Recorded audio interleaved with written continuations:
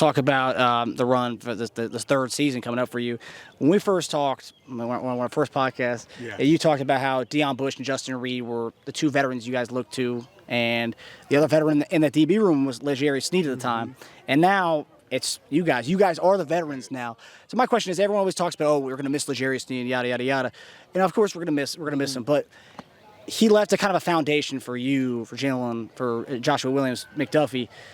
What did he teach you that you can take into your future this year and then beyond?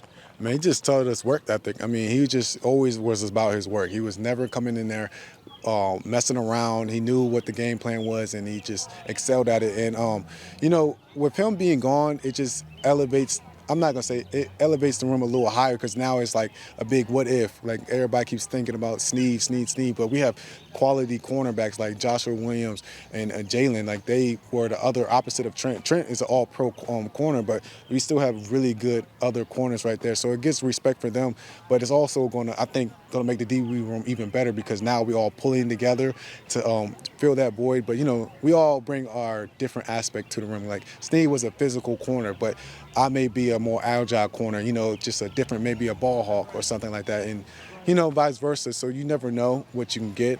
It all depends on what the coaching staffs have in store for us. But we've been around the program for 3 years now, so I think we have it figured out by now. The most veteran 3-year group of all time. I mean, two Super Bowl champs, 2 back-to-back. All we know is Super Bowls. So, I mean, the work ethic is there. I mean, the foundation is there, and it's not going to fall off because Sneed's not there. We love Sneed to death, but, we still have things to do. We still got everything, the 2022 class is some serious hitters in that class, you know what I'm saying? So everybody just, now it's our time to shine, and we're going to do what we need to do. And we're excited to have you back on the field. So talk about your recovery. I know you were on Cole's show last week, and you talked about that you're 90% there. And kind of right now it's kind of the mental hurdle of getting over that. I'm a Sixers fan, so Joel Embiid had a meniscus tear, and the doctor said he was completely fine, but it's all about getting over that mental hurdle. Where are you at in that process? I mean, I saw yesterday you had a pass breakup. Yes, I did. So right now I think I'm not going to say 100% because I'm not 100% until I'm clear, but I'm good like 96%. I'm good out there competing with the ones made me realize my knee is actually really, really healthy. I made plays. I jumped up in the air and swatted the ball down without even thinking about my ACL. So it just feels good to be back out there and just competing. But, yeah, I think I'm ready to go. I mean, I know the playbook like the back of my hand, so now it's just getting back to what I was last year.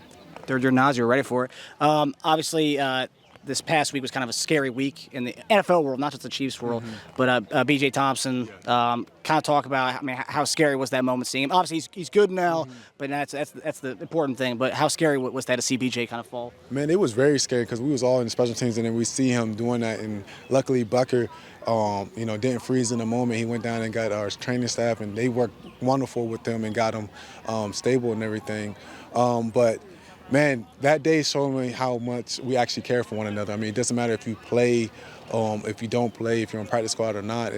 We're all, fighting for each other. It's bigger than football. We go home, we go to work. Football is our work. A lot of people don't understand that. We have lives outside of football. So to see somebody's life almost be taken away for something like that really hit home for us. And it's just bigger than football. It's just crazy. So. I'm glad he's healthy. I'm glad Andy Reid feels the way he does about us. It means a lot. That's why we play so hard. That's why we win Super Bowls, because he actually cares about us a lot. Yeah, it's chemistry and camaraderie. It really is a family. JD always talks about it being a fan, but it really is. Especially you guys just don't play a regular season with each other. You guys playing 4 weeks deep every year. And the reason why, because we train hard and we care for one another. I mean, it's blood, sweat, and tears in this, and we really do care about one another. I mean, knowing that I got the DB rooms that. The Fab Five really took me under their wing this offseason, you know what I'm saying? Just say, come on, you got it, you're going to get there one day. And it made me push even harder to be out there and be able to perform with them. So just the camaraderie and the community we have in that locker room is amazing. Cool, man. I appreciate it. Anything else you want to say? No, I just want to say, hey, Chiefs Kingdom, I'm here. I'm ready to go back to work. We have a very, very hard season coming up ahead. We know what the prize is. We're going to be locked into it. You guys stay tuned. We're going to handle all the rest. Let's get a 3P, baby. Yes, 3P. Yes, sir. Thank you so much. Of course, man. Thanks for doing this, man. Thank you. Thanks for having me, buddy. Yeah, thank you. I appreciate you coming, man. Hi, everybody. Thanks for watching. Subscribe here to get the latest from the show. Also, be sure to check out the best clips from Chief Concerns. And if you prefer to listen to the show, subscribe and follow us on Apple Podcasts, Spotify, and anywhere else you get your podcasts.